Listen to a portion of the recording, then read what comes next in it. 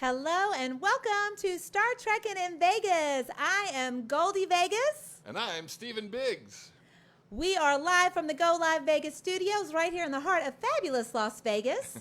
And I just want to mention there are a lot of different ways to watch us on our podcast, which is the last Sunday of every month. You can see us on my personal YouTube channel, Goldie Vegas. You can also join our Facebook group, Star Trekking in Vegas, where we are live. We're live on TikTok on Goldie.Vegas as well as Go Live Vegas. And then you can also download the Go Live Vegas app where you can hear the audio of the show as well as the all 80s, all the time music live stream. So anyway, today's episode, we're going to talk about some ways that you, the viewer and listener, can participate in our podcast. We're also going to tell you all a little bit about ourselves. Stephen and I both have an interesting history in the Star Trek community. We do have John Paladin standing by. He is a very well-known makeup artist in the Star Trek community. And so he's going to be talking to us a little bit about his experiences with Star Trek.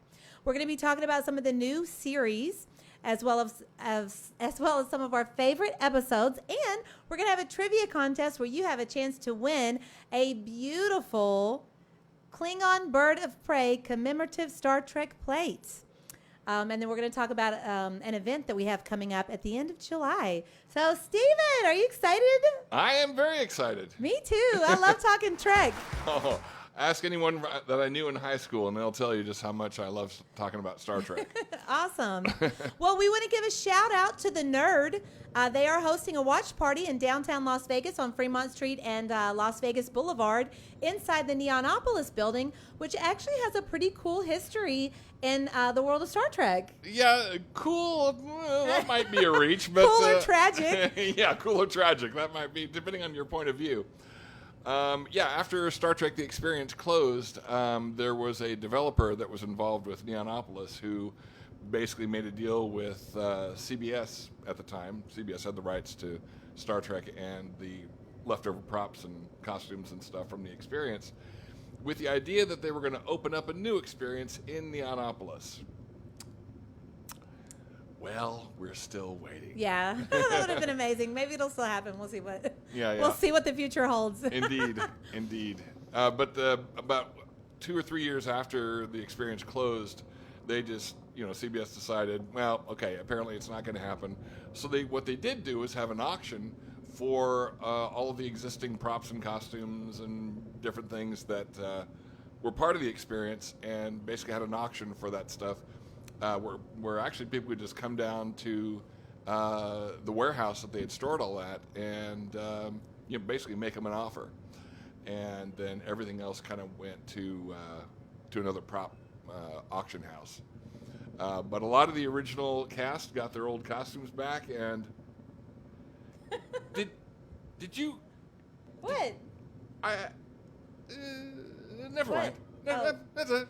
Oh my goodness, how did that get there? Where did that come from? A tribble out of nowhere. Oh, if we have one.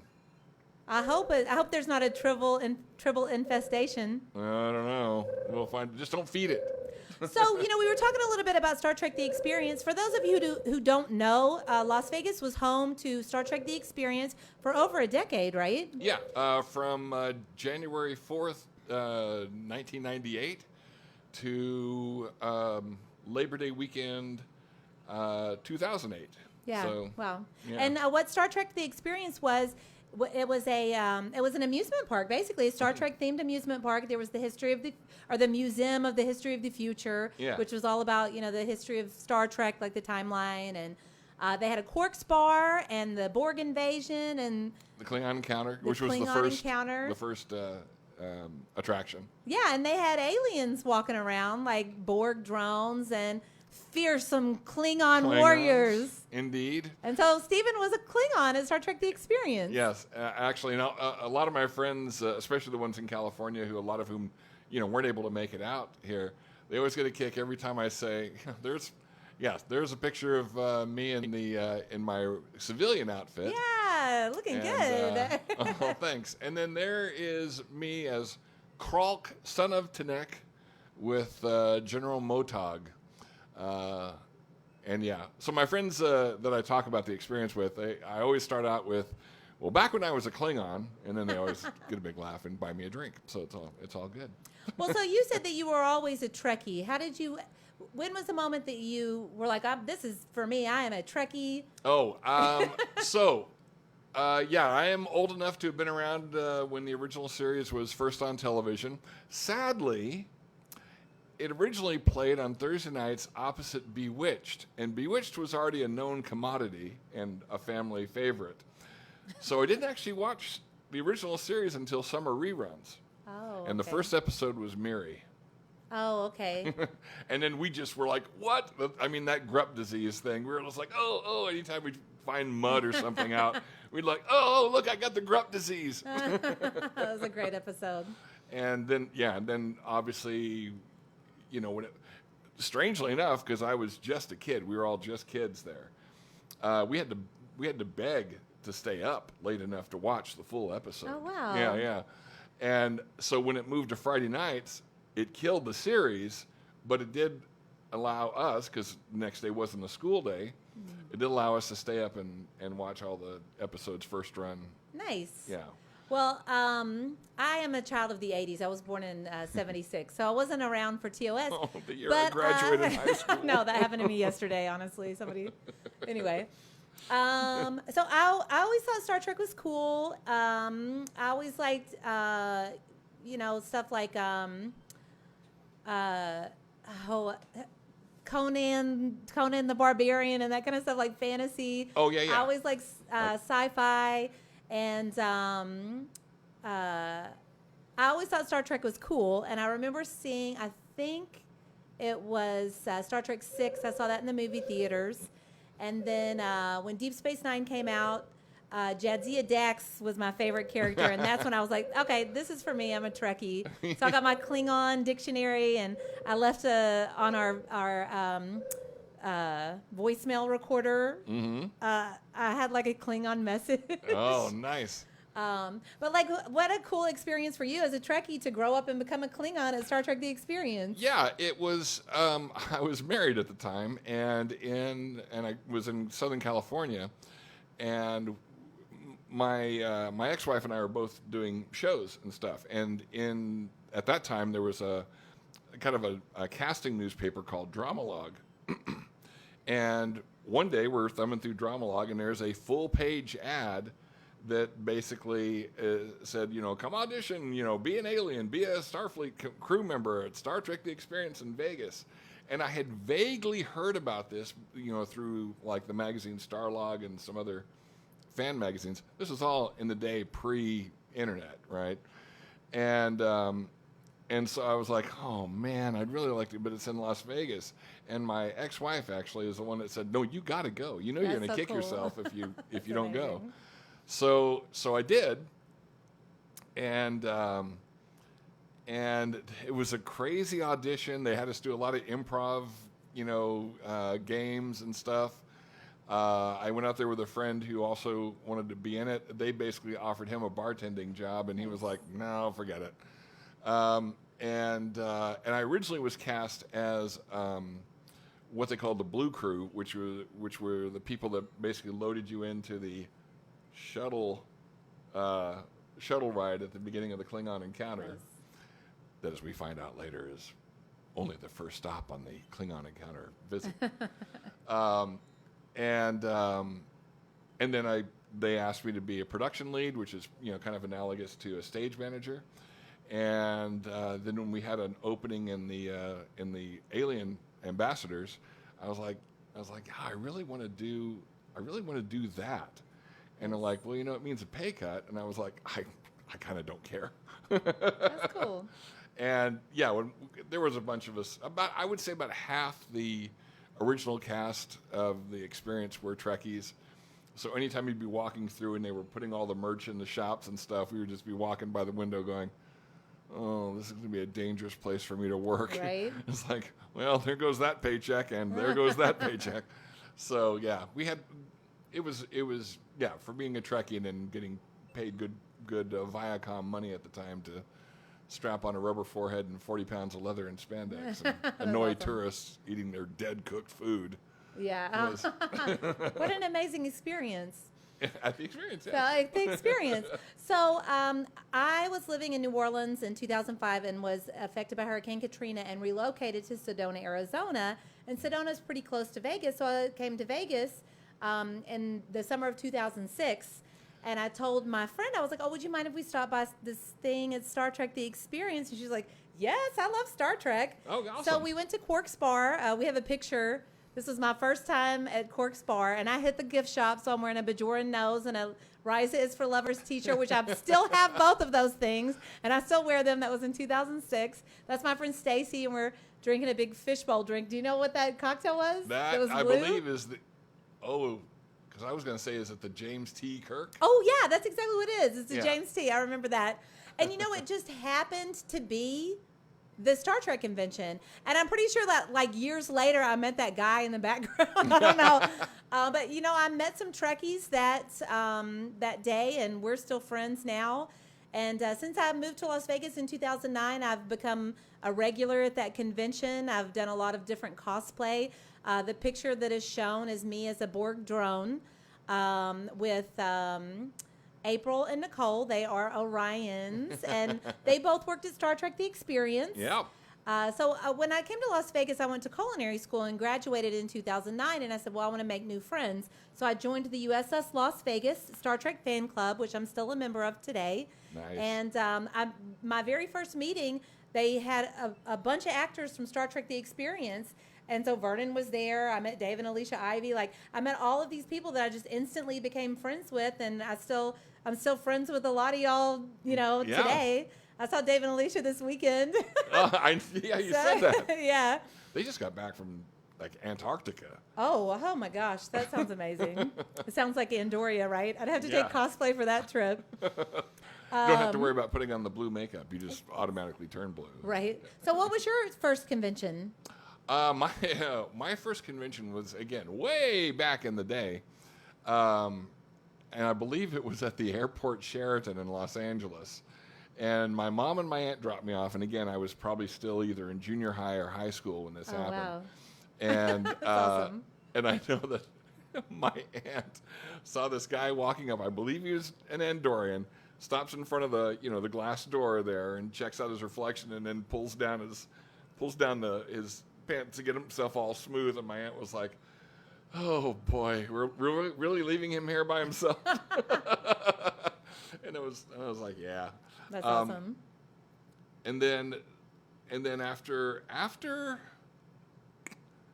Star Trek 4 came out, The Voyage Home, I actually kind of stopped going to Star Trek conventions just because you kind of hear the same stories over and over, and you see the same merchandise in the dealer's room and all this.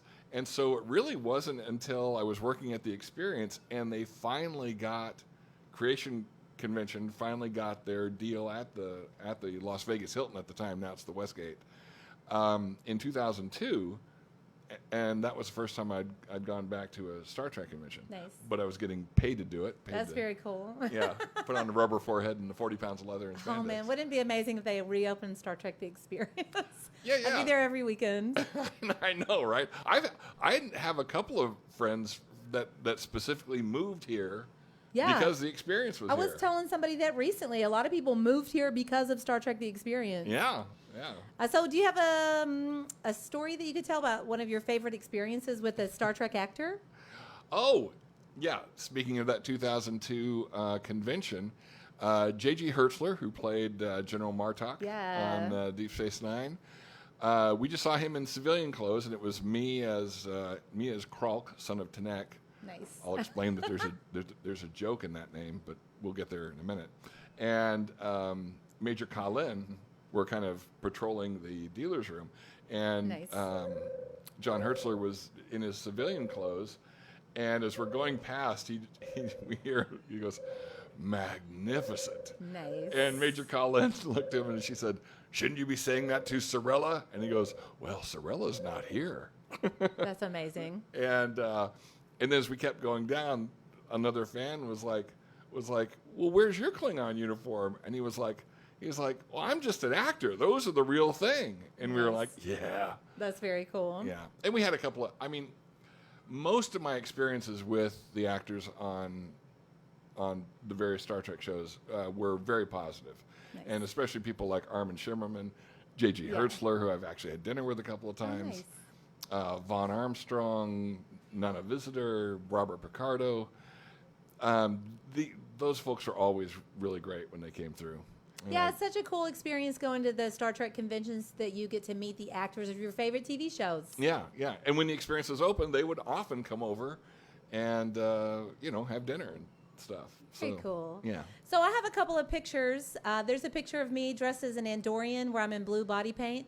Well, that's Orion. I was an Orion. Oh, okay. No, that's the preview. Okay. Oh, there's one of my Orion nights. This is a good one. Oh, this is Picardo, So this is right? Robert Picardo.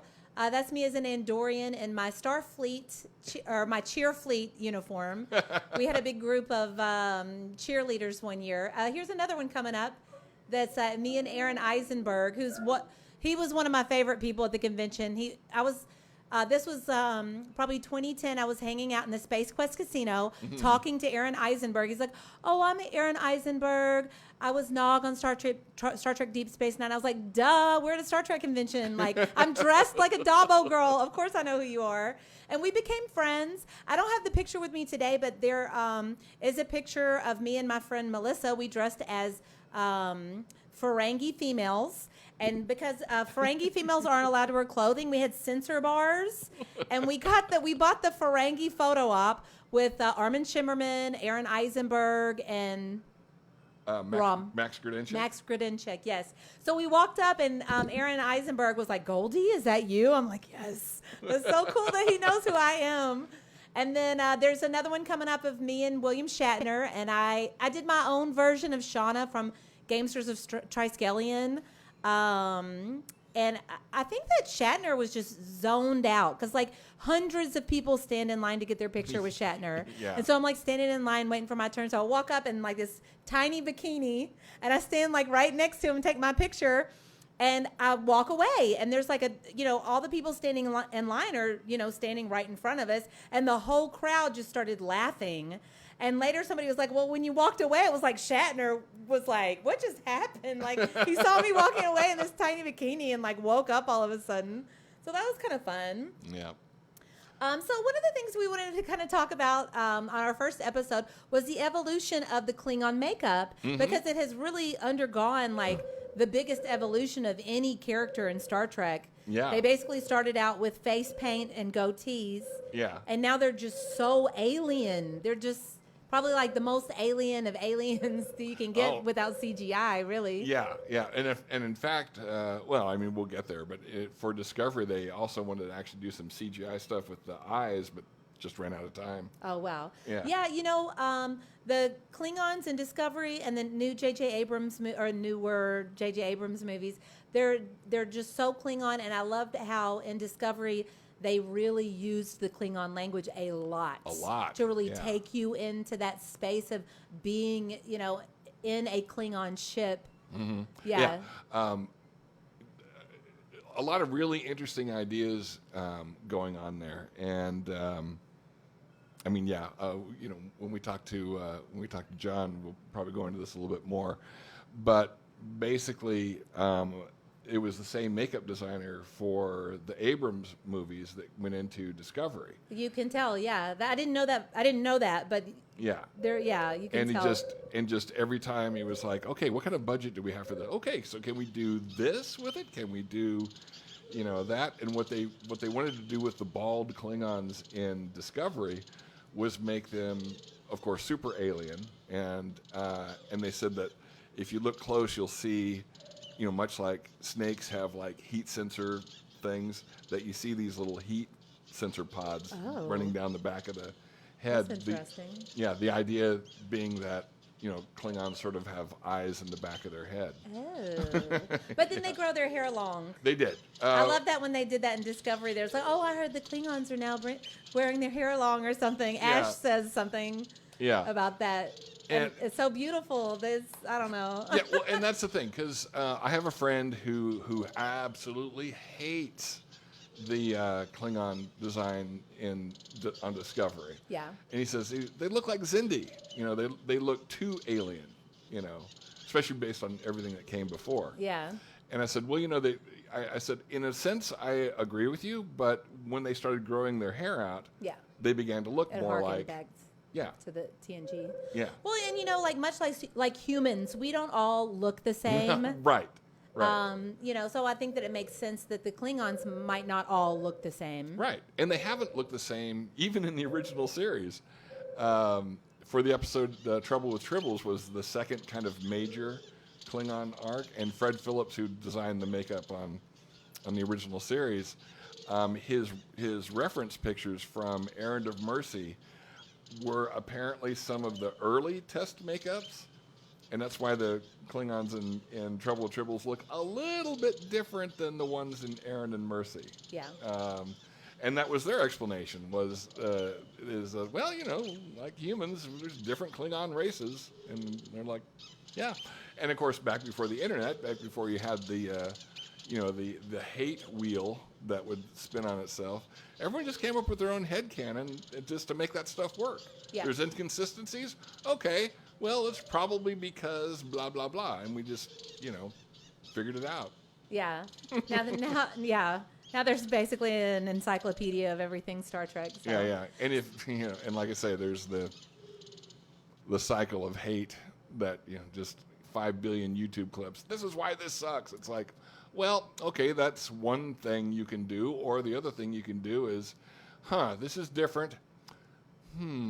How can this work in my headcanon as opposed to, it just sucks? Well, like I always say, I love all things Trek, and I'm just thankful that we have new Trek. Oh yeah. But I'll tell you, the first round of Star Trek Discovery, it took me a couple of seasons to really get into it. Not till season 3 did it really click for me. Yeah. But then I went back and rewatched season 1 and 2, and I was like, this is really good. Like, I don't know what my problem was.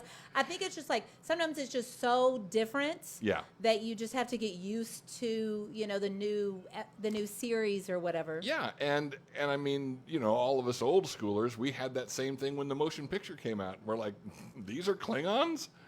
Okay, with the bony brow ridge thing and all that. And we're like, okay.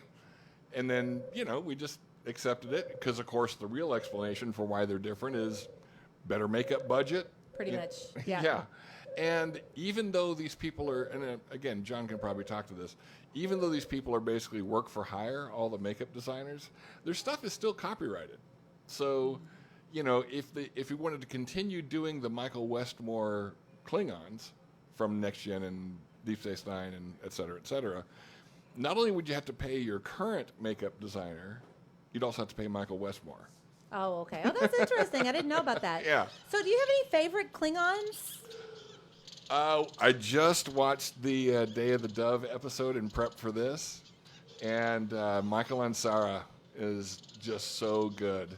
And, of course, when I was walking around as Kralk, they would have their clip videos. Day of the Dove. That's the one where basically there's this alien entity kind of manipulating the Klingons and the Federation characters to continually fight, and even when they get killed, they come back to life and fight some more. And so I have a terrible memory. That sounds familiar, but I haven't seen it lately. Yeah. One of my all-time favorite Klingons is Christopher Plummer in Star Trek 6. Yeah. Love that. I love how he has got the bolted eye patch just bolted into his skull. Yeah. I think that's really cool. And then we were talking about this the other day. The one with the 80s rock and roll hair. Oh, yeah, Claw. From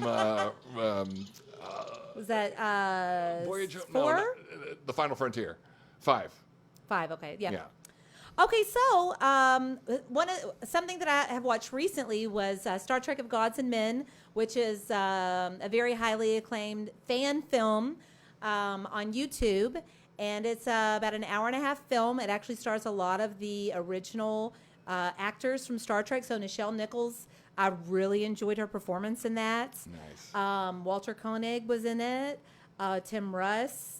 Chase Masterson as an Orion. She was awesome. Garrett Wong. I loved his evil like alternate mirror universe look. Like it's, if you guys haven't seen Star Trek of Gods and Men, it's very good. It's on YouTube, really good. right? It's on YouTube. Yeah. And then of course if you have YouTube Premium, you don't have to watch the commercials. Yeah. But I highly recommend it. And actually, our guest today, Mr. John Paladin, who I know him from just like walking around the convention. He always says hi to me, and he did the makeup for Star Trek of Gods and Men, and he does the makeup at the convention for a lot of people. Mm-hmm. And I think it's like J.G. Hertzler. Anytime J.G. Hertzler puts on a Klingon costume at a convention, John is right there applying his makeup. So let's see if we can get John on here and talk a little bit about the projects that he's worked on and the techniques that he's used, because I know you did your own makeup at Star Trek: The Experience. We did. Michael Westmore came in and I mean, we can explain how that all worked. Basically, the forehead piece didn't require any spirit gum or anything like that to attach. It basically worked like a helmet. So the rubber forehead was here, and I think there's I sent in a picture of me like halfway through the makeup process. There. You look like one of the original Klingons in that shot, like you're about to start spouting Shakespeare or something. Yes, awesome. Yeah, my friend Mark took that picture, and this picture here is a very early Steve as Kralk picture. I hadn't even. This very cool picture. I hadn't even actually grown the beard in completely, so we had to get in there with a stipple brush, and then this shot coming up is my beauty shot. Very nice. That's Kralk's headshot, and he has to, apply for a warrior position. Oh, here's my headshot for Klingon Shakespeare. It's his headshot. Very cool. Yeah, I would love to do a Klingon costume someday. I don't know. I have no idea where to start with that stuff. Yeah, but yeah, it's like I say, it's hard latex, and then the wig is attached to the headpiece, and so once you get the front on, you just pull the back, and it, at least my forehead, just like really just sucked to my actual forehead. Yeah. And so the only touch up I had to do on it was occasionally parts of it would rub the face makeup off, and so we go in on break and just touch that. And that's up. just a water-based. Yeah. Like the body paint the Andorians use. And it actually is again, just because we had connections at Paramount CBS, it actually was the Klingon makeup that they used in the series. Oh, that's cool. Yeah, so our base makeup was KN5.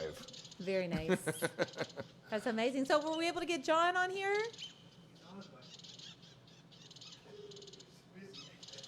Oh, okay. He's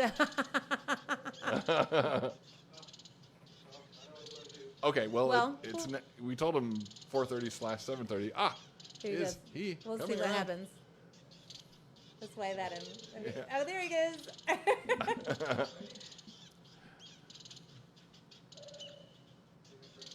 Okay.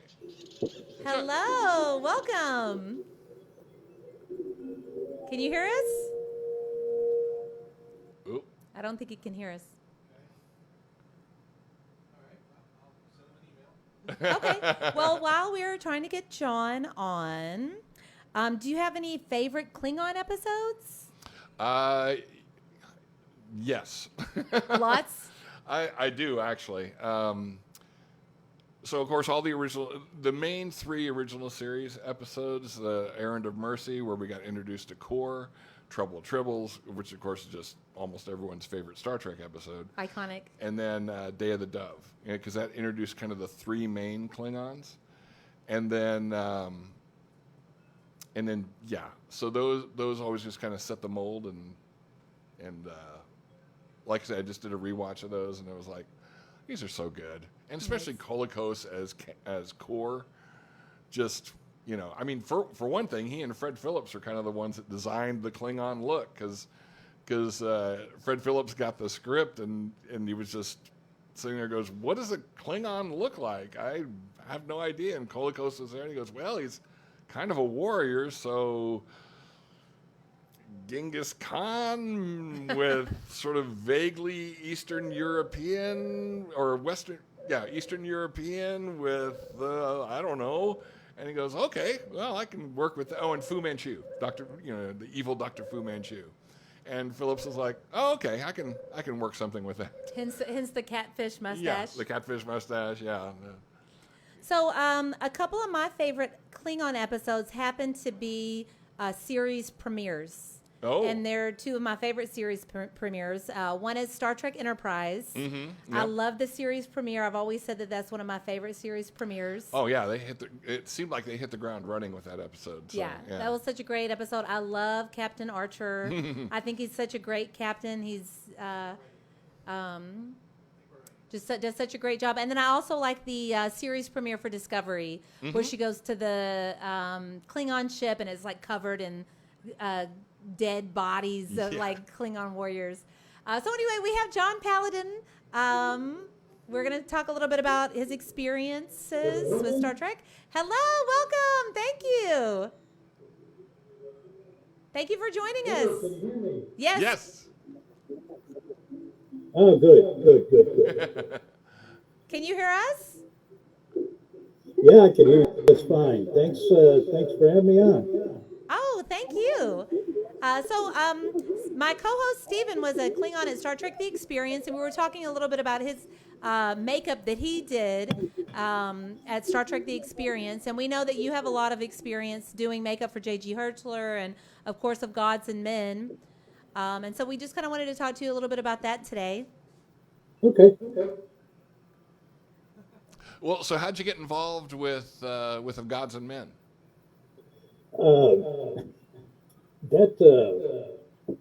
I got a call from JG, and this was before I had ever done his makeup at all, or Robert O'Reilly. And he said, "You're going to get a call from the producer of Gods and Men, Guy Conway, and he wants me in the movie, but he doesn't want Martok. He wants something completely different from Martok. They don't want anybody to do this. Oh, there's JG. That's Martok. That's okay. He said, they want me in it. I told them that I would do it, but they had to bring you on as my makeup artist. I don't want anybody else to touch me." I had never done his makeup before. So that's how that all started. Cool. So you had been working with John Hertzler before Of Gods and Men? No. No? No, that was the odd thing about it. I had never done his makeup before, and he said, "I'll do it. I'll do the makeup, and John can give you what you want." You have to bring him on as my makeup artist. I don't want anybody else to touch me. No. Okay. And I did. And they wanted someone who is completely different. And Sky called me. He said, "Do you remember that one Klingon in the movie where they were looking for Spock?" And I said, "Yeah, I know what you're looking for. You're looking for crew." And he said, "Yeah, that's it. That's the one I want." "Can you do that?" I said, Yeah, I can do that." When I was in a fan club, that's the character that I did. So I already had the forehead piece, and that's how that all started. Wow. So, what made you kind of the go-to guy for the conventions? After Men, Bob and JD decided that they wanted to do the makeup at the conventions, and they approached me and said, "Okay, you want to do it?" And I said, "Yeah, yeah," and that's how that started. Cool. And how long have you been doing that now? It's close to 15 years. Yeah. Do you do any other makeups at the convention besides Klingons? Well, let's see. I do Chase Masterson, Robin Curtis. We put her in the Sabbath makeup. Nice. And Casey Biggs, when he wants to do the Kardashian and I still do Max Gurgentra. Very cool.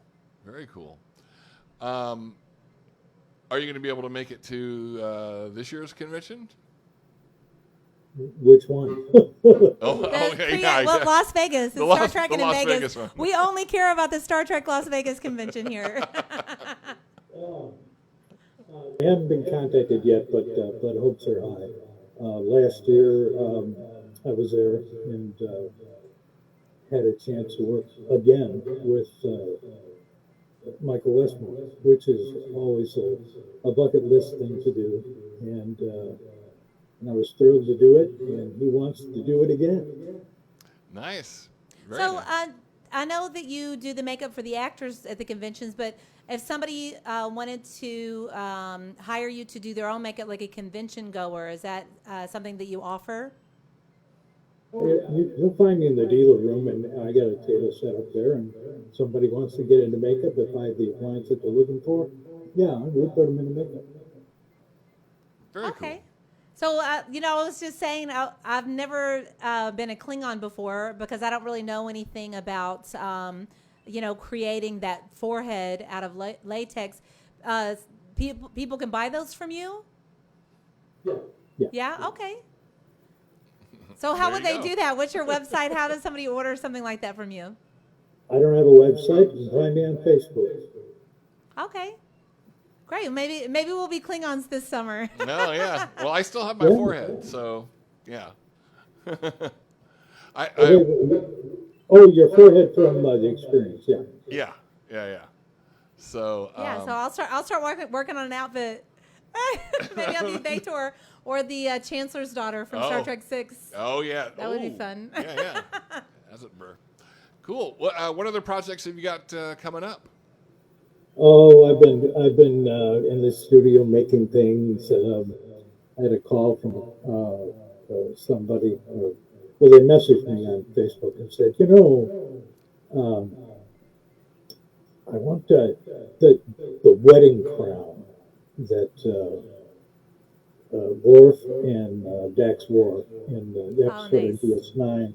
Can you do those? And I said, well, I don't know. I've never done this. Let me look.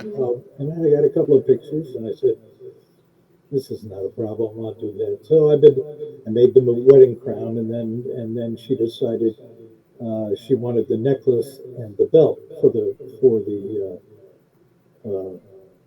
wedding dress. And I said, well, I'll see what I could do, and I did them.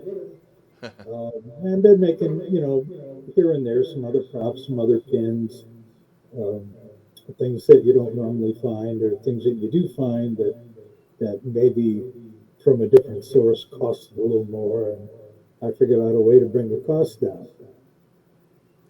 Very cool. So you're basically working from like photo references and that sort of thing? Yeah. Cool. Very cool. Where might people find you next? If not Las Vegas in the beginning of August. Well, I know in June I'll be going back to Riverside, Iowa. They have Trek days there. They're on. They have a website up. TrekFest, I think it's called TrekFest. .org or .com. I'm not sure which one it is. I'd have to look. I get a memory like a screen door in a submarine. So if I don't write things down, they just go away.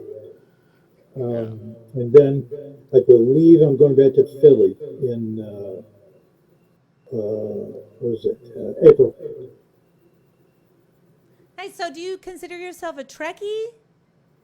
Are you a Star Trek fan or just a Star Trek makeup artist? Oh yeah. I'm a fan. Sure. When I was a kid, I watched the original, and when Next Gen came out, I thoroughly enjoyed that. DS9, Voyager, Enterprise. They're all fun. They're all entertaining. I haven't been up to date on any of the other ones. I don't have the time. So I just revel in what I saw before, and I know that it keeps growing, and Star Trek is not going anywhere except to Right. continue on into the future. Nice. Very cool. Well, thank you so much for joining us today. Yeah. Yeah. For Um, sure. Sure. I always love seeing you at the convention. Like you'll just walk by and I'm like, "Hi, Goldie," and I'm like, "Oh my gosh, was that John Paladin? He just said hi to me." Oh man. Oh, I'm nobody special. I just a fan makeup artist. I got lucky and got a chance to work with people that we watched on TV, and I'm thrilled with it. It's fun to do. It's just a great experience, no matter what con it is, or how big it is, or how small it is, or who's running it. It just there's wonderful camaraderie in Trek anyway, and it carries Absolutely. over to every aspect of it. yeah. Yeah. As a matter of fact, last year, I don't even think I really went to the convention proper. I just kind of hung out at the Rio with all my friends that were happened to be in town because of the convention. I think I went one day. I wasn't gonna go, but a friend of mine was like, "You Yeah. can't not go to the Star Trek convention." Yeah. So she gave me a free pass. Yeah. So Yeah. last year I got in free, so that was exciting. Yeah. I had an all access pass to everything, and I really just hung out in the vendors room most of the time. Right. Right. Yeah, it's always exciting when you can save some money. Exactly. Yeah, those tickets are not cheap. Yeah. But I did one of the higher end tickets one year, a couple years, and it was actually really worth it. I was kind of thinking about doing that again. We'll see what happens. Yeah. Yeah. But as somebody who's Vegas is always worth it. There's so much to do at the convention there, and you're not really disappointed. Something always turns up that's exciting. Someone is Yeah. always there. You never know who you're going to run across walking up and down the hallway. So it's just a fun few days to get away from it all and go and have a great time. Yeah.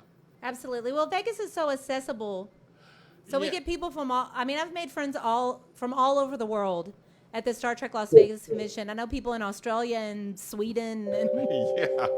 everywhere. Yeah, yeah, it knows no bounds, and people just it's almost like a pilgrimage for a lot of people, and that's great. It's fun. It's fun. Yeah. Absolutely. And you said you've been doing it for about 15 years. I've been doing it for about 15 years too, just as a convention goer. And it's interesting to see how the convention has evolved over time. And Yeah. Yeah. Yeah. Yeah. so Yeah, it's, you know, well, I've been working with the actors for about 15 years, but I've been doing makeup long before that. So oh, okay. Yeah. God, it's over 25, 26 years now doing that. I don't know. My math could be wrong. I actually started doing makeup seriously in 1990. So, And so what was your first big project when you became a makeup artist? um, the first thing that I ever wanted to do as far as makeup goes, and this is before any of it, I was a fan of Beauty and the Beast. I Oh, loved interesting. that TV show. And I understand that everybody's, oh, it's a chick show. No, it isn't. It's just it's entertaining on so many different levels anyway. And the Vincent makeup just was fascinating to me. And I finally found a place that had a lion face prosthetic that looked like what they did uh, with Perman. And boy, did I work at it and work at it and work at it. And I think somewhere in my photo albums on Facebook, there's a picture of that. And I think it came out pretty good. Linda Hamilton liked the way it looked. So I've worked with her at a convention in Europe one time and showed her that. And she says, yeah, it's really good. And that was one of the first makeups that I ever did. When I was in radio, I did a Spock um, thing for Halloween promotion. And I did a whole, the radio station said, okay, we're going to pay for it. Get your face cast and have them sculpt up a Spock and then and go from there. And then we'll put you at a couple of different places for Halloween to promote the radio station. And that was a really interesting experience because I'd never done anything like that. The sculpt was not as close to looking like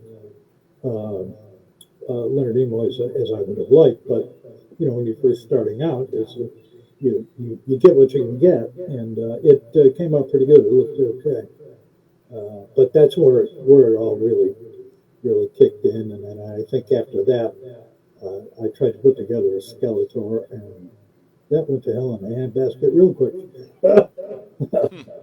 But it was fun to try, fun to do, and that's how all that began. Nice. That's very interesting. Yeah. The first time I ever did any kind of convention makeup was a major disaster. It was terrible.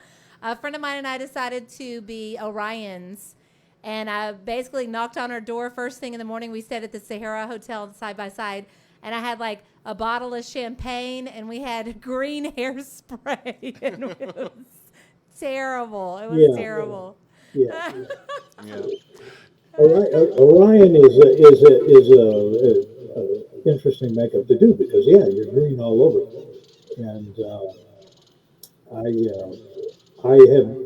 I've done a couple of the quote unquote Orion slave girls, and I had never done body painting before, and Paramount or CBS said we want you to go to I think it was. What was Comic-Con? The big Comic-Con in West Coast. San Diego Comic-Con? Is that it? Yeah.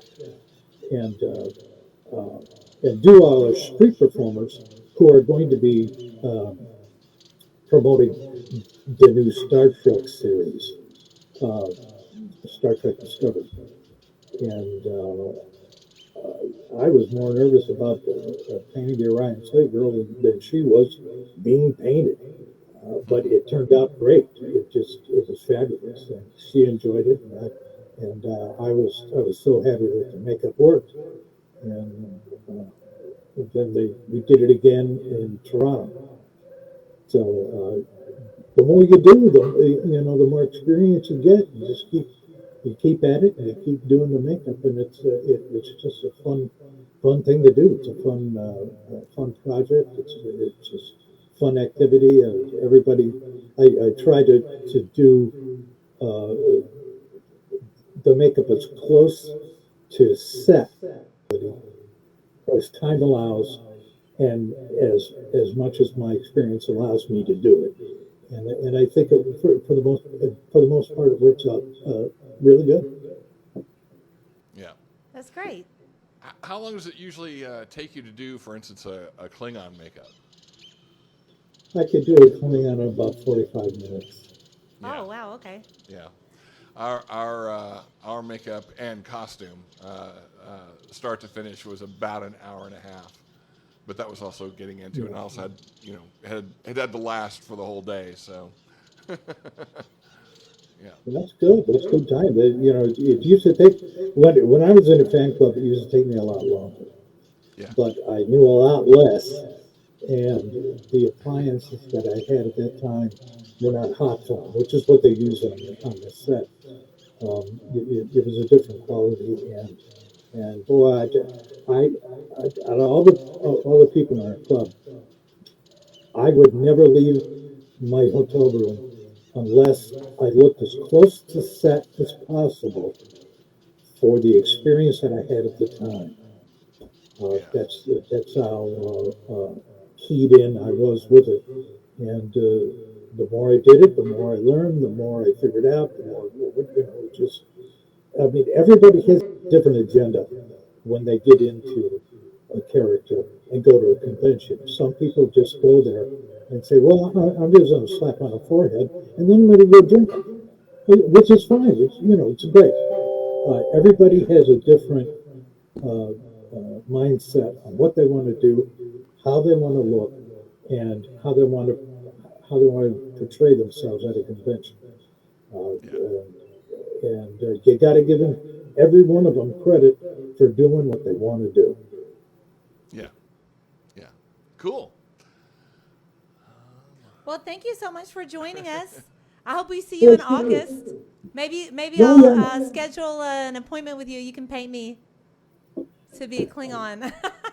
All right. That'll be great. I hope to see you there. I hope I get to go. Yeah, that'll be fun. Cool. Well, thank you so much. I hope you enjoy the rest of your evening. Thanks again. Thanks for having me, and it was a lot of fun being on with you. Yay! I'm glad you liked it. All right. Take care. Come Thanks on, again. Live long and prosper. Oh, Drop dead and fest. okay. Live long and prosper. I don't know. That got cut off. Yeah. Well, they're different characters. Yeah. There we go. Alrighty. Well, thanks again. Have a wonderful night. You too. Bye. Bye-bye. Okay, so I just want to point out that we have the Nerd logo on our screen right now. So we want to give a shout out to the Nerd. They are having our watch party. They do that every month. So hello, what's up, y'all? If you haven't been to the Nerd, it is very cool. They have bowling alleys. They do Micro Mania, which is like little people wrestling. They had like the Little Women this weekend, I believe. It looks like we're kind of getting infested with tribbles. Yeah, the tribbles are not happy to be around me. Do we have some triticale or what? Quadriticale? Yeah. They must have jumped in the cookie jar. I don't know. Yeah, that or Pringles maybe. I don't know. Possibly. So we were kind of talking about some of our favorite episodes of Star Trek. I had mentioned the series premiere of Enterprise and Discovery. This is not a Klingon episode, but one of my favorite episodes, which is one of my favorite series finales, is the series finale of Star Trek Deep Space Nine. Oh, yeah. Where Odo rejoins the Link. I think it's so, oh my gosh. When he puts on the tuxedo and says goodbye to Major Kira and just like melts into the Link, it's just like, oh my God, it gets me. Like every time I always cry. Yeah. And then my all-time favorite episode, the episode that I think is the best Star Trek episode ever made, was the series finale of Star Trek Picard. Oh, the most recent one. Yes. Yeah, it was good. It was good. I know that there were some fans that didn't really like the direction of Picard, and to those people, I would say, if you haven't seen season 3, see, this one's trying to get me. If you haven't seen season 3 of Picard, give it a shot. It basically is kind of what everyone wanted. I kind of like the first 2 seasons of Picard. I think Star Trek introducing Picard, those characters. Yeah. Nice. It's one of those situations that it's like it's so different. Yeah. That it's like, wait, what's going on here? But like on the other hand, when J.J. Abrams brought back Khan, I was like, are there not any news stories that we can tell? Yeah. And that's what Picard is. It's news stories. Yeah. And then everything comes full circle, and the series finale is just phenomenal. I was bawling, and then I would cry. I would laugh. But also, I want to point out my real estate information is up there. Oh. So if you want to buy a house from a Trekkie, let me know. There you go. But I also want to give a shout out to everybody on TikTok. We're live on my TikTok channel, Goldie Vegas. You can also watch the show on Go Live Vegas TikTok channel as well. But anyway, yeah, that's my real estate information, Goldsmith Realty Group, where your dreams are golden. There you go. So I specialize in properties in the greater Las Vegas Valley. That's awesome. Yes. Not only am I co-host, I'm also a client. Yes, hopefully we will find you the dream home. Indeed. That you are seeking. Yeah. So you also have you're on another podcast. Yeah. And that's been up on our screen a little bit here and there. Yep. If you saw it, it's Geek Shock. You can find it at www.geekshockpodcast.com. It is a raucous, not safe for work podcast of all things geeky. And sometimes we go off on huge tangents about things. We have a few regular segments. What geeky things did you do this week? Where anyone who's on the podcast, we kind of talk about what geeky things we did that week. Mine would always be I watched Star Trek. That's what I did. Yeah. I watched Star Trek. Oh yeah. Here's some of our meet the cast, some of our special guests, sometimes semi-regulars. And then that's kind of the podcast. If you go up a little bit. Oh yeah, that's it. That's the regular cast: Master Torgo, 80s Jeff, Commander K, Vlarg, who used to be a Ferengi at Star Trek: The Experience. Commander K there used to be an Andorian, and 80s Jeff was one of our bartenders. Okay, I was about to ask. He used to do the Ugly Couch show too, Yeah. right? Okay. Yeah. Professor. I'm known as Professor Biggs there because I until fairly recently taught theater at various community colleges in Southern California. But yeah, it's crazy. Besides what geeky things you do, we have what's our rating on this particular podcast? Oh, anything goes? Awesome. One of our segments is news you don't give a shit about. Which is geeky stuff that's sort of in the bad news or why does anyone care about this realm? And then our I see. and then the Weekend Geek is kind of our big news segment on there. Nice. But we also have other segments, Red Light, Green Light, in which we talk about upcoming series as if they were pitches for the upcoming series, and then we vote on which one we give a green light to, and then the fans send in fake pitches too, and so we vote for which ones we want to be a real show, and then we also try to figure out which is the fake pitch.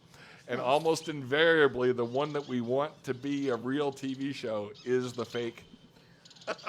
Our fans are smarter than TV executives, basically. And, there's another segment, too, that I can't remember. Oh, our newest one is Barry Steamers, where Dr. Vlarg, we give him a very short, vague description of a video game and make him choose which one of three he wants to play, and then he'll come back with a report. So is that a monthly podcast? Weekly. Weekly. Oh gosh. Yeah, okay. Usually every Friday. Oh, nice. Yeah. Okay. Yeah. I'll have to tune in. Oh yeah. It's By crazy. Friday night, I'm usually someplace. Yeah. Well, out that's having the cocktails. good news is. Oh yeah.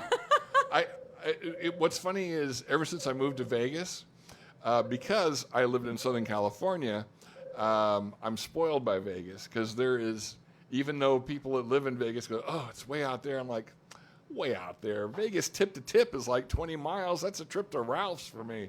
Yeah. That's a trip to the grocery store for me.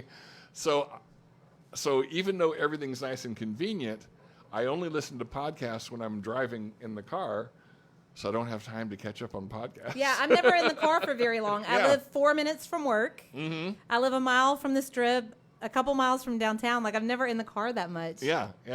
Whereas, I remember when we first moved here in 97, and we'd be listening. I moved here with two other guys at the Experience from L.A., and we'd be listening to the morning report, traffic report, and they're like, there's a huge delay in the spaghetti bowl. It's a 15-minute delay, and we're like, 15 minutes. That's an on-ramp. Right? Yeah, I used to live in Nashville, Tennessee, and it was like the traffic in Nashville is comparable to Los Angeles traffic. Yeah. But here it's not so bad. No. I hardly even get on the freeway in general, so. Yeah. Well, we also want to talk a little bit about some opportunities for our viewers and listeners to get involved with the podcast. We are hosting an art contest. We want to see your fan arts, okay? And so if you would like to create something, we will judge it and decide what art is the best. And we are the prize is basically that your art will be displayed at the Nerd in downtown Las Vegas on Fremont Street and Las Vegas Boulevard. And we will unveil that piece of art at our Alien Prom, July 31st, which is the Wednesday before the Star Trek convention. So if you are planning a trip to Las Vegas for the Creation Entertainment Star Trek convention at the Rio, make sure that you get here on Wednesday so that you can come to the Alien Prom on Wednesday nights. We are going to crown a king and queen, and we're also going to have costume contests. Okay, and then we're going to have a rock and roll band, maybe led by a Klingon. We'll see what John says. Maybe he'll help me be a Klingon. Oh, indeed.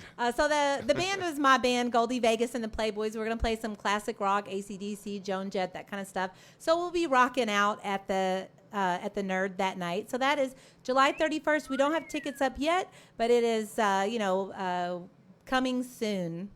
So do we have people in the chat? Let's go to the chat. Let's see if we have people in the chat. We can do our raffle.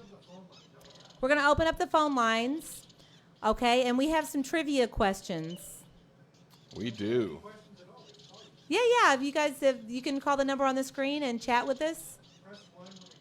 Press 1 when you call in for the studio. We're in the studio here at Go Live Vegas. You can download the Go Live Vegas app where they play 80s music 24 hours a day. We were listening to it as we were getting ready, and it's a really great mix. I enjoyed it myself. I like 80s music a lot. Yeah, You know, I graduated high school. I don't want to tell you, but I graduated high school during the grunge era, so 80s music was always better for me than grunge. So should we wait a minute for the trivia? Maybe. I didn't tell you my favorite Star Trek. Oh, tell me. Yeah. And it's one that anytime I visited Vegas, I would get in touch with with our friend Vernon, and we'd have a watch party over at our friend Kirsten's place, and where I'm staying now. And it would almost invariably end up with watching either of Jaws, personal favorite of all three of ours, or the Doomsday Machine from the original series. To the point where, when the scene would come up, usually as a chorus we'd go, "Don't you think I know that? It was, but not anymore." That scene. Yeah. William Wyndham playing Decker, and the character, there is no third planet. He goes, "Don't you think I know that? There was, but not anymore." So, yeah. Yeah, so did you see Of Gods and Men? I've not seen it yet. That's fresh on my mind because I was watching it today. And there's so much star power in that movie. And I forgot what I was going to say. You said something that made me think of Gods and Men. Decker, Doomsday Machine. I don't know. I'll think of it. I'll think of it in a minute. It was, but don't you think I know that? I've also been watching a lot of TNG. Mm-hmm. And, Worf is a very important character in that series. Absolutely. So, and speaking of Picard, I loved what they did with Worf in season 3 of Picard. Yeah. That like Zen warrior type of thing. Yes. Yeah. Yeah. And he's Michael Dorn, I believe he is on more Star Trek episodes than any other actor in history, right? Yeah. He's actually played. He has more airtime as a Star Trek actor than any other, including original series, even with the movies. Yeah, and I think Cole Meany is maybe right behind him. Yeah, very close. Well, they were both on TNG and DS9. Right. Which DS9, like I said before, DS9 made me a Trekkie. And then when Voyager came out, I just loved Captain Janeway so much that Captain Janeway became my favorite captain. Yeah. I just think that, she faced such adversity and just really stayed true to her morals and the Prime Directive. Yeah, some people would say with the possible exception of the Tuvix episode. Yeah, I know that was very controversial, Tuvix. Yeah. And there was, Lower Decks had a similar episode recently where they went to the Voyager Museum. Yes. Yeah. And then basically all hell breaks loose and they all turn into one giant blob, like Tuvix blob. Yeah, because they keep sending each other through the transporter. Oh, it's hilarious. If for those of you who aren't watching the new stuff, because who knows why, you got to give Lower Decks a shot. It's animated, but man, does it have... First of all, it's hilarious. And second of all, they do such great deep cuts into Trek lore and make it funny and make it about something. And it's what I told somebody, I said, yes, it's a comedy. It's a Star Trek comedy. But it's still Star Trek. I mean, it still, has that underlying, optimism about the future. Yeah. And the Starfleet characters, basically, you can tell they're in Starfleet, but they're just frustrated, or they're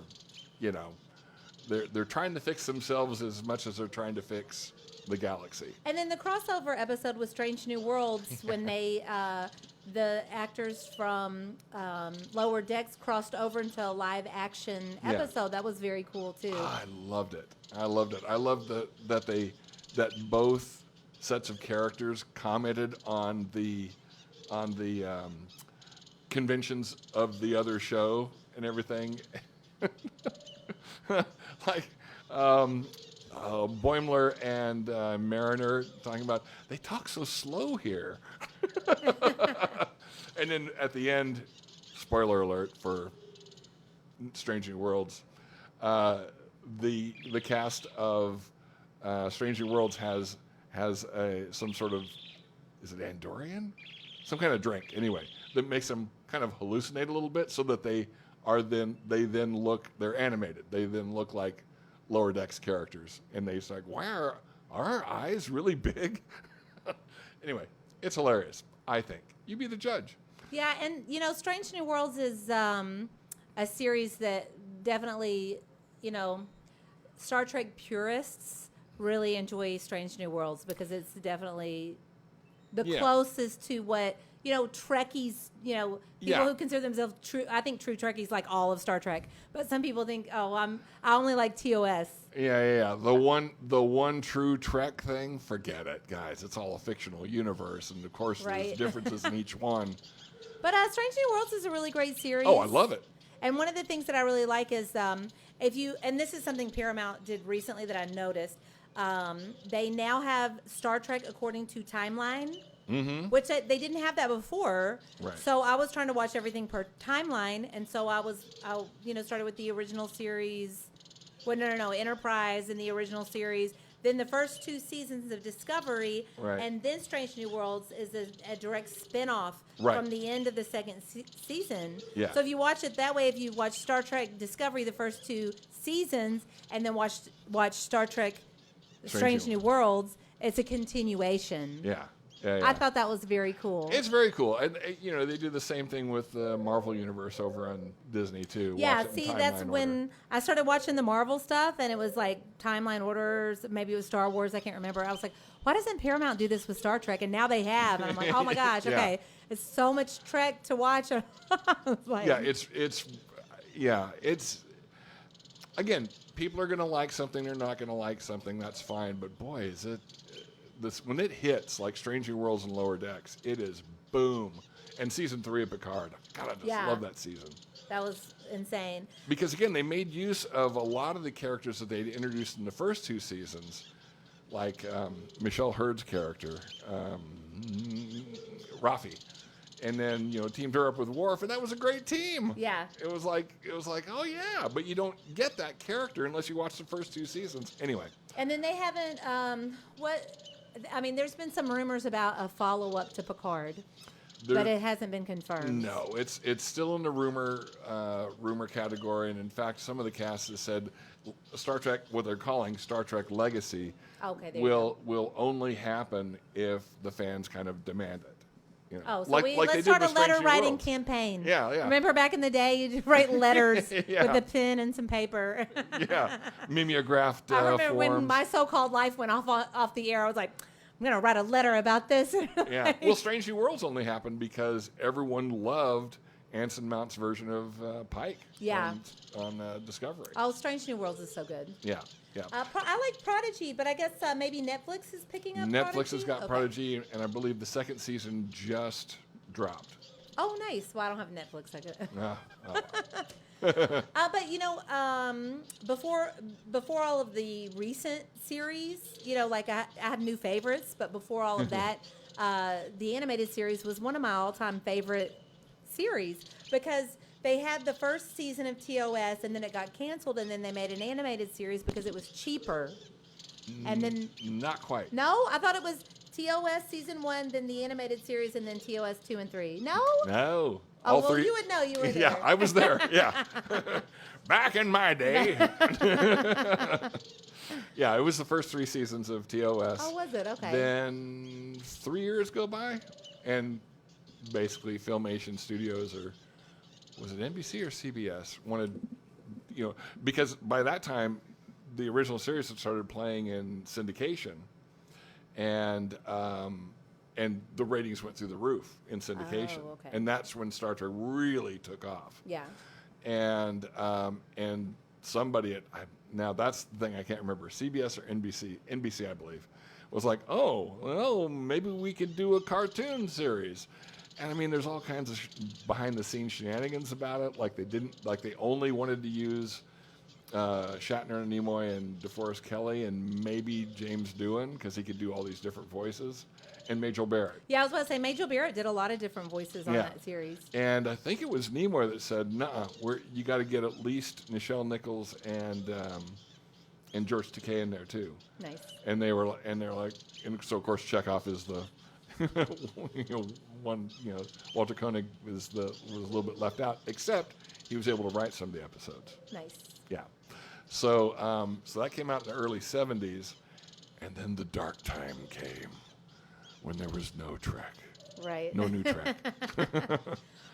Well, speaking of Star Trek the Animated Series, I don't know, you probably do know this, but I've had to point it out to a few people, that there is a scene in one of the J.J. Abrams movies that is word for word out of Star Trek the Animated Series.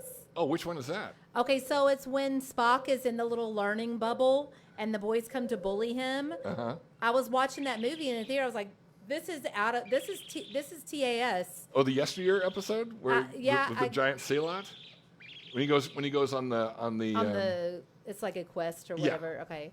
Yeah, I mean, I don't have a very good memory in general, but I remembered that and I was like, whoa, that's cool that, J.J. Abrams has gotten a lot of hate from Star Trek purists. Purists and Star Wars purists. And but I always like to point out is that, J.J. Abrams, he really did try to take from the original series and the animated series, which the animated series I feel like for a long time people just forgot about. Right, because I think because it was animated, the conventional wisdom was that only the live action shows were quote unquote canon. Okay. And then which how do you have canon if it's a fictional universe? But anyway, that's beside the point.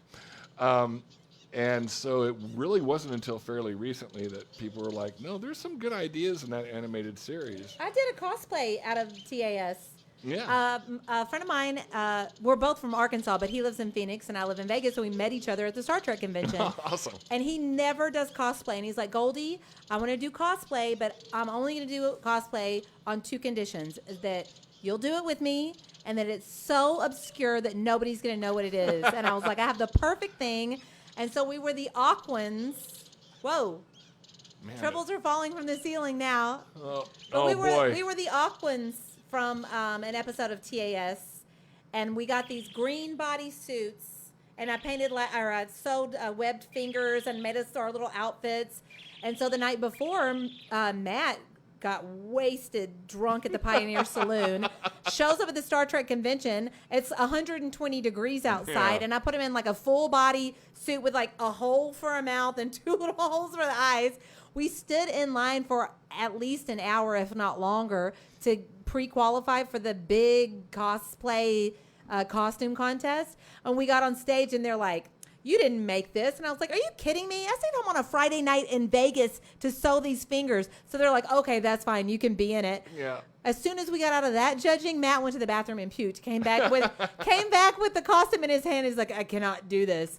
So then my buddy Anthony Kwan walks up. He's like, "Goldie, what's going on?" I was like, "Well, I just qualified for the costume contest, but my partner can't do it." And he's like, "I'll do it." Yeah, there you go. So just like random. So do we have people in the chat? No. Is there anybody on my live? I don't know. I can't see. I don't think we have a lot of people. Yeah.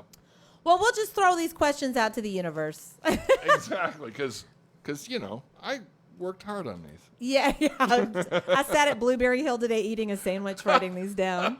I was like, "Oh, I forgot to do my things." And I'm like, "Well, I could just make some stuff up." Okay. So we'll go back and forth. Okay. So my first one is, what was the name of the Klingon penal colony Captain Kirk and Dr. McCoy were sentenced to in Star Trek 6? Oh, I know. Okay, well, we don't have anybody else to answer. Oh yeah, we don't have. Oh yeah. Okay. We don't have, so you got to answer mine. I'll answer yours. You guys I'm are left scared of out. your question. We'll do our own. There's an interesting thing about this about Rurapente. Okay. I just watched the Disney version of 20,000 Leagues Under the Sea. That's where Captain Nemo was held captive. Really? Oh, Yeah. that's very interesting. Yeah. Okay. Rurapente. And I was like, that's my favorite Captain TOS Nemo movie. is a Klingon? What's That's my favorite TOS movie. I love it. Okay. Oh yeah. You're going to ask a really hard question, and I'm not going to know the answer. Oh yeah. That was. I was like, these are kind of hard. Oh well. We'll go back and forth in difficulty level here. In the episode, oh goodness! Ah! Why didn't we hunt these to extinction when we had the chance? Oh, you know what? I do need a toupee though. That's perfect. Now me and Shatner have hair. Yeah. See, it's always mad at me. All right. In the episode, Day of the Dove, Kang says the Klingons have no devil. While this may be strictly true, they do have a devil analog who tortures dishonored Klingons in Grethor. What is it called? Well, they don't have a devil because Kahless killed the devil, right? The first Klingon and his mate rose up and killed their devil. creators. Yeah. Oh, they're creators. Okay. No idea. Sorry. I have in fact, I'm getting a new college degree because I'm so scared I'm losing my mind. They'll be like, maybe if I go to school, my memory will be better. We have tribbles invading. Yeah. Okay. So what's the answer? I have no idea. The Feklar. The Feklar. Okay. Say it again. The Feklar. No. What is the Feklar? Oh, the Feklar is basically the Klingon's devil analog. I already forget. Okay. Yeah. Okay, let me give you another one of my easy questions. In which episode was the first Klingon death ritual observed by outsiders?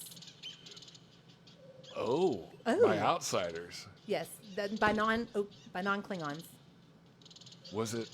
It wasn't Code of Glory. Wait, Heart of Glory was. Heart of Glory. All right. TNG is such a great episode, and it's early in the series. Yeah. And what I thought was very interesting about that episode was that Captain Picard is on the bridge, and he's talking to maybe Riker and Data, and he was like, "Oh, I just don't understand why they would roar or whatever." And Data explains to them that he says something like, "It was a warning to the afterworld, to Stovokor, that a new warrior will be arriving soon," or something like that. Yeah. And then Data explains that that's the first time outsiders have ever witnessed the Klingon death ritual. Like, what an amazing character Data was to like really progress storylines and get those ideas across. Yeah, that's anyone who writes television, writes good fiction, it's one of the things I love about the original series is, you have the man of action, Kirk, that cannot act until he first listens to his head, Spock, and his heart, McCoy. Oh, I never heard about that before. Yeah. Is that a thing, or you just made it up? I sort of kind of made it up decades ago, but everyone else has made the same observation. So That's did I make it up? That's a cool observation. Like, Yeah. I wouldn't have thought about it that way. But. Yeah. Okay, give me All right. another hard one. All right. Speaking of Heart of Glory, Yes. this actor has the distinction of playing the most species in Star Trek and played one of the first Next Generation Klingons, Chorus, in the episode Heart of Glory.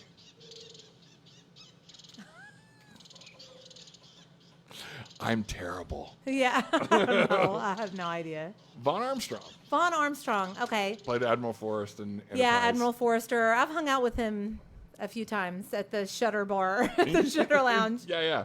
He's a great guy. Casey Biggs and I are cool, and he's always hanging out with Vaughn Armstrong. Yeah. And that was we've had this conversation before about, the Klingons are very Shakespearean. Mm-hmm. And there is a monologue by one of those Klingons in that specific episode where he's in the warp core, like on the second floor of the warp core, and he's doing like some like monologue that's I was like, I'm watching Shakespeare like right now. Yeah, the casting directors for that sort of Next Generation era, Ron Sermon in particular, were always looking for actors that knew Shakespeare, because their idea was if you can make Shakespeare understandable to a modern audience, you can certainly handle the technobabble in Star Trek. Yeah, and that's one of the things that Kate Mulgrew always talks about is how technical the language in Star Trek Voyager was. Yeah. And I think they even hired like a... Well, she took it upon herself. Well, they did. She went through some kind of training with... Yeah, after the first season of Voyager is a short season. And she just got so frustrated with it that she made an appointment to go to Caltech. Okay. And talk to the astrophysicists and other scientists there, and said, I have got to know what I'm talking about here, because even if I get the syllables out, you can tell people that are just saying words versus people that actually understand what they're talking about. She says, I have got to understand what it is I'm talking about. And that's why she's the best captain. No. And I did. I saw that interview, and I was like, oh, good for you, Kate Mulgrew. That's awesome. Okay, so here's a really, really, really, really, really easy one. In what episode did Klingons first appear? Oh, Errand of Mercy. Yes. TOS Season 1, Episode 26. Yes. You're like, duh. No, that's cool. See, this is what my questions are. This is that professor background coming. Yeah, through. no, that's good. It's good. And actually, this should give some folks that may be watching for the future. It's like, yeah, brush up, brush. Yeah, because we have a prize. We're trying to give away a prize tonight. Yeah. The prizes are, we have a Klingon commemorative plate of the Klingon bird of prey. It's hard to see because the Tribbles are taking over the studio. Boy, the Klingons are not happy about that. Okay, so give me your hard question. All right. Well, you might actually know this one. Okay. Because you're a Deep Space Nine fan. Okay, it's been a while since I saw Deep Space. All right. I'm like a goldfish sometimes. Okay. What 3 original series Klingons appeared in Deep Space Nine episode Blood Oath? Okay, I'm just going to guess because I don't know for sure. Worf. Okay. Well, I mean, Worf does, but yeah, he's not the original series. Gowron. Original series. Oh, original series. No clue. I have no idea. I bet you do. No. Kor, Koloth, and Kang. Kor, Koloth, and Kang. Yeah, I don't have them memorized. Yeah. They were only in 3 episodes. Okay, and what Star Trek... Oh, this is so easy. Okay. That's fine. Stupid. In what Star Trek movie did Christopher Plummer play a Shakespeare-quoting Klingon? Well, you don't know Shakespeare until you've experienced it in the original Klingon. Exactly. That would be General Chang. Exactly. Star Trek 6, The Undiscovered Country. Yep. Okay. All right, this one you should know. Okay. Because you've already mentioned. We'll see what happens. You've Hey, already I mentioned have at won least- Star Trek trivia competitions. I got invited to a friend of mine was going to a Star Trek party, and he said he asked if he could bring a friend. Yeah. And the hostess was like, "Yeah, sure, bring your friend." So like he invited me, and I showed up in like some shorts and a Star Trek T-shirt, and everybody else had on uniforms. And I walked in, and they're looking at me like, "Who is this?" Oh boy! Like they were all being like snobby and looking down on me. And then when it came time to have the Star Trek trivia game, I won the whole thing. Yeah.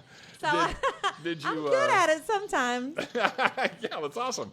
Well, I think it also depends on how recently you've watched the episodes. Yeah, too. yeah. Because I used to be great at it, and now it's like, some of these things. I was like, wait a minute, who was that? And I just had to look it up.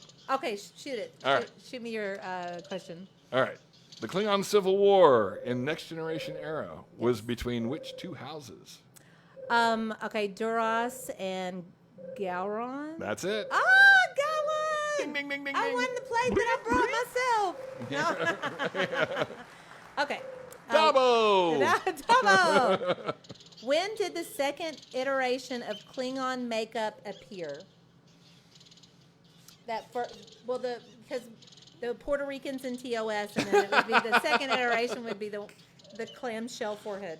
Yeah. Motion picture. Yes. Yes. Well, we knew you knew that one. So. Yeah. Well, that's because I just did the research. Too. And here's a little trivia thing.